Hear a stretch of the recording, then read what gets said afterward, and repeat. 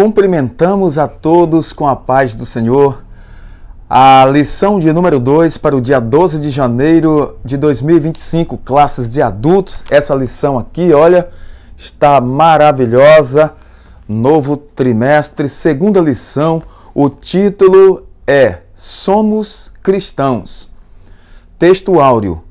Pelo que julgo que não se deve perturbar aqueles que dentre os gentios que se convertem a Deus. Atos 15, 19. Verdade prática. O cristianismo é uma religião de relacionamento pessoal com o Cristo ressuscitado e não um conjunto de regras e ritos. Vamos para o texto bíblico. Gálatas 2, 1 ao 9 e o versículo 14. Depois, passados 14 anos, subi outra vez a Jerusalém com Barnabé, levando também comigo Tito. E subi por uma revelação e lhes expus o evangelho que prego entre os gentios e particularmente aos que estavam em estima, para que de maneira alguma não corresse ou não tivesse corrido em vão. Mas nem ainda Tito, que estava comigo, sendo grego, foi constrangido a circuncidar-se.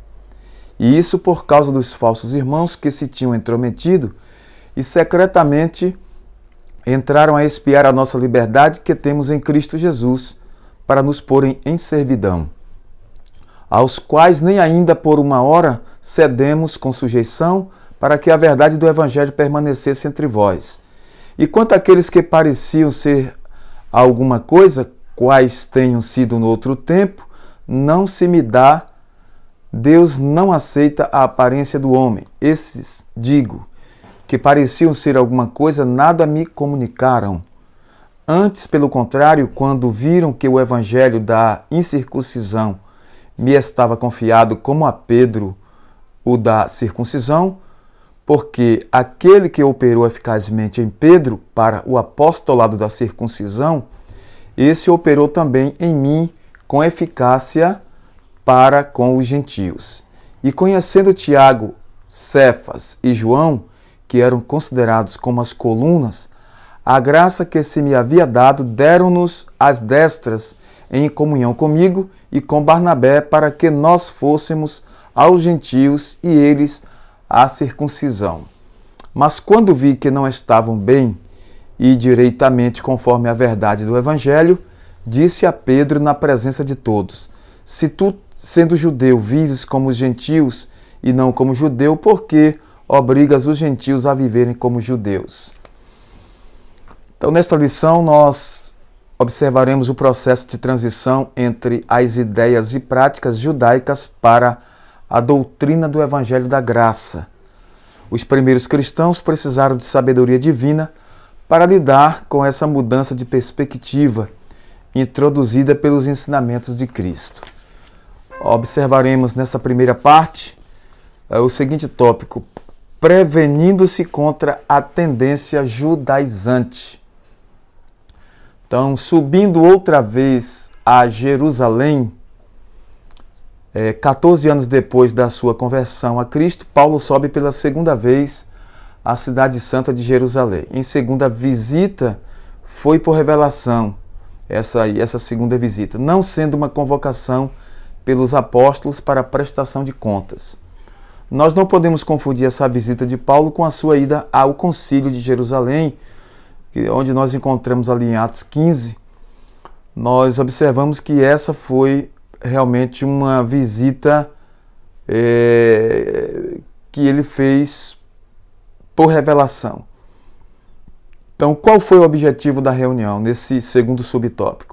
É bom lembrar que essa reunião não foi um concílio nem um sínodo. É possível que essa segunda visita que Paulo fez à cidade de Jerusalém tenha sido por meio de revelação, a do versículo 2. Tem ligação também com Ágabo, pois a missão de Paulo, pelo que nós observamos, foi levar donativos para os irmãos pobres da Judéia. Nós observamos esse texto em Atos capítulo 11, versículos 27 a 30. Já no terceiro tópico, aqui fala de Tito e a circuncisão. Ora, Barnabé era judeu, Atos 4:36, e seu nome aparece 3 vezes nesse capítulo, nos versículos 1, versículo 9 e versículo 13.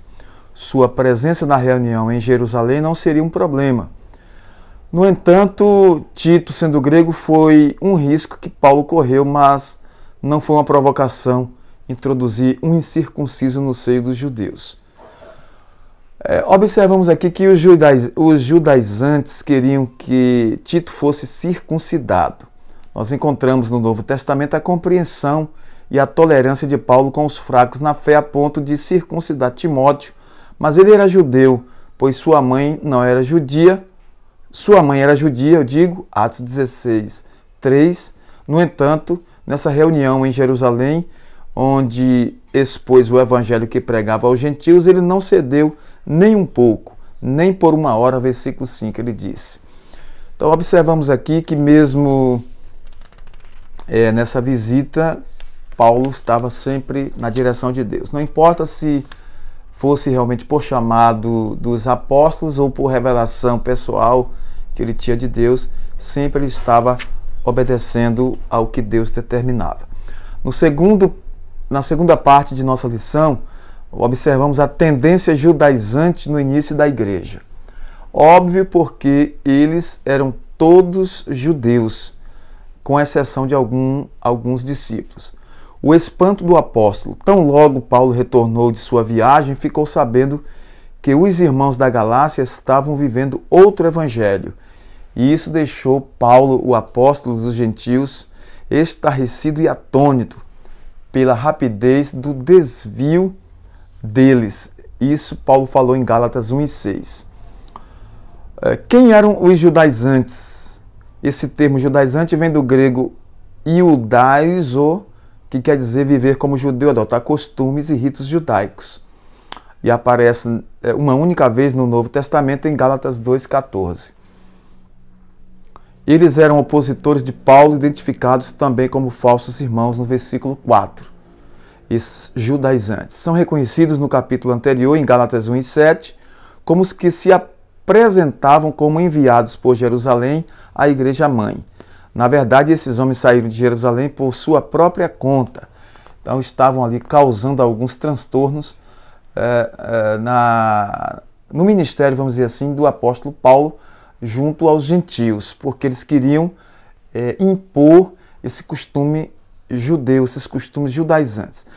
Os judaizantes eram inimigos da liberdade cristã, do evangelho de Paulo e do próprio cristianismo, porque eles queriam inculcar e imputar os costumes judaicos. Veja que Paulo pregava um evangelho de liberdade cristã, com temor e responsabilidade diante de Deus. O clima de tensão, não é necessário muito esforço para perceber o que Paulo e Barnabé foram pressionados, como eles foram pressionados pelos judaizantes diante dos apóstolos de Jerusalém. À luz do versículo 9, parece que somente João, Pedro e Tiago estavam presentes. Os outros apóstolos deveriam estar em plena atividade missionária em outras regiões. Eles deviam estar. Então, esses homens chamados judaizantes ou falsos irmãos conseguiram furar o bloqueio e entraram sem serem convidados à reunião. E assim foi um pouco tenso o clima. Finalizando, nós observamos, houve aqui uma pequena queda de luz numa luz que nós usamos aqui, mas já retornou. Então nós observamos que houve uma tendência judaizante na época e até hoje. Nessa última parte nós vamos falar sobre isso, a tendência judaizante. O mesmo evangelho. O evangelho é um só, não há dois. O evangelho de Pedro e de Paulo, também chamado respectivamente de evangelho da circuncisão e da incircuncisão, são meras formas de apresentação, pois o conteúdo é o mesmo. Ambos receberam uma incumbência da parte de Deus, mas com audiências diferentes. É o mesmo evangelho. O compromisso é o mesmo. O período da doutrina judaizante, nós observamos aqui nesse segundo subtópico, os apóstolos viam em tudo isso dois problemas sérios. Primeiro, a ameaça à liberdade cristã e o perigo de o cristianismo se tornar uma mera seita judaica, com apenas ditames de costumes e regras rígidas, por sinal. Então o evangelho é um evangelho de liberdade cristã, onde nós temos liberdade diante de Deus para servir ao Senhor por amor e com isso obedecermos a Ele. Na verdade, quem tem o Espírito Santo vive pelo Espírito. Então, contra a tendência judaizante, é preciso aprender a viver na dependência do Espírito e não na dependência da lei, lutando contra todo o mal.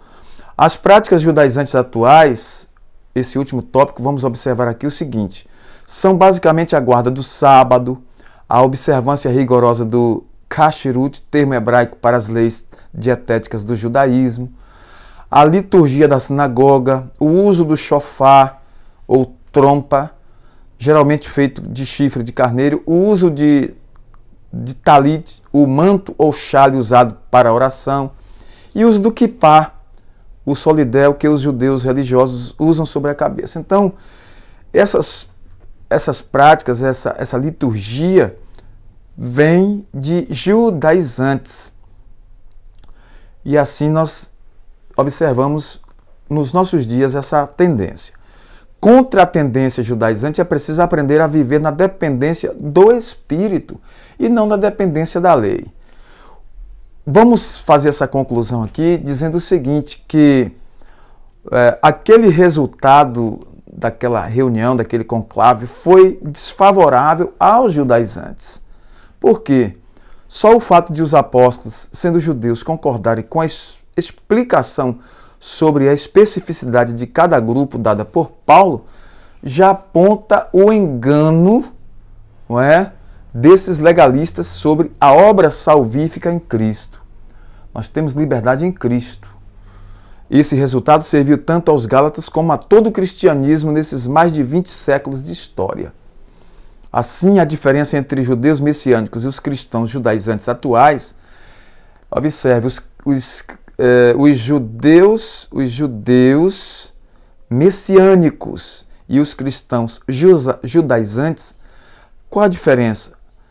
É que os judeus estão preservando uma cultura hereditária de seu povo, não é isso? E os judaizantes colocando remendo novo em pano velho. Mateus capítulo 9, versículo 16. Então nós finalizamos aqui a nossa pré-aula para a lição 2. Somos cristãos e não judaizantes, servimos a Cristo pelo Evangelho e não através da lei. A lei passou, Cristo cumpriu a lei e agora inaugurou o tempo da graça, por isso que nós temos a liberdade em Cristo de viver uma nova dispensação. A todos, nosso muito obrigado, até uma próxima pré-aula. Deus em Cristo continue abençoando. Senhor, nosso Deus e Pai Todo-Poderoso, te agradecemos pelo privilégio de estar aqui na Tua presença, louvando e engrandecendo o Teu nome. Assim te pedimos a Tua bênção e assim te agradecemos desde agora e para sempre. Amém.